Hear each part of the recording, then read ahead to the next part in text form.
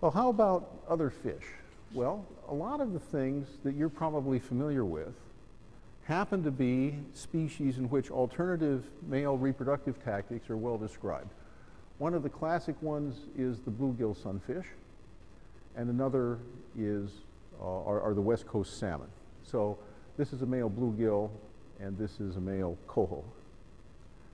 And these numbers here are actually years, okay? So the bluegill is a fairly long-lived sunfish, and the female is born and grows up and matures at about 4 years, and then has probably about another 3 to 4 years of reproductive life.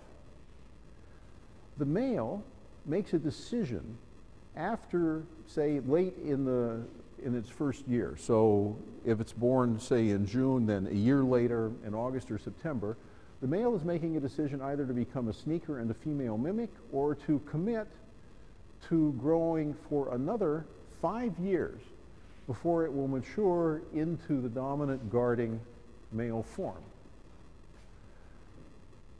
Now, these are pictures of what's going on. The bluegills, like, by the way, most centrarchids, dig a nest and deposit, and the male is going to be guarding eggs that are deposited there, and the sneaker will come in and basically come into a breeding assemblage and actually get in between the male and the female while the eggs and sperms are being released. He actually pushes in between them. He's sandwiched in between them when he releases his own sperm. In West Coast salmon, which are genus Oncorhynchus, Pacific salmon, the difference in size is even more dramatic, and the difference in life history is huge. So again, in the summer of that, following say the first birthday, the male is making a decision either to stay at home in the stream or go to sea. And let me remind you that salmon are anadromous. They run up streams to spawn. They lay their eggs into well-aerated gravel redds in the spring, in the stream. When they hatch out, depending on the species, they either spend a little time or a lot of time in fresh water. Many of them go to sea, and what they get by going to sea, which, by the way, is a very risky thing to do. It's dangerous. You run a gauntlet of predators going downstream. You get out into the North Pacific, and you have to deal with seals and killer whales and all kinds of things that want to eat you while you're growing up. And you may very well swim 3,000 miles out of a river anywhere from California to Alaska, out into the Gulf of Alaska. What you get for that is rapid growth. You can eat all kinds of stuff in the ocean that's not available in fresh water, so you take a huge mortality risk to get the benefit of growing large. Then when you come back, the female will basically make a nest in the stream. They have fantastic homing ability.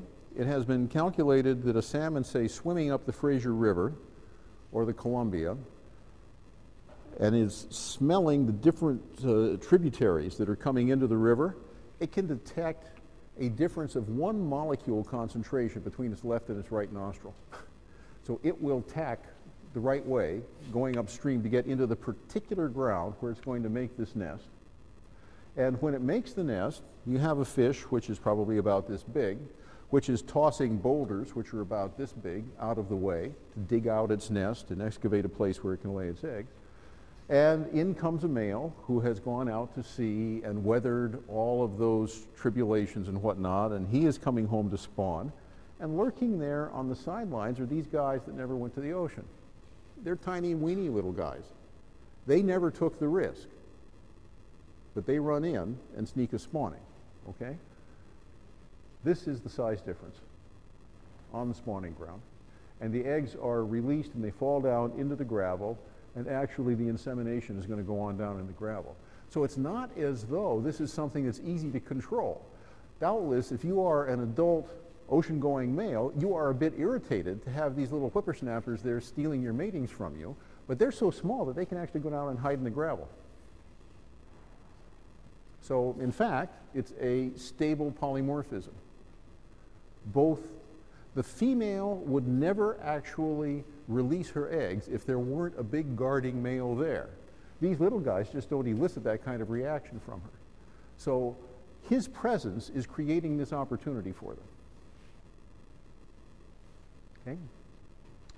Now it turns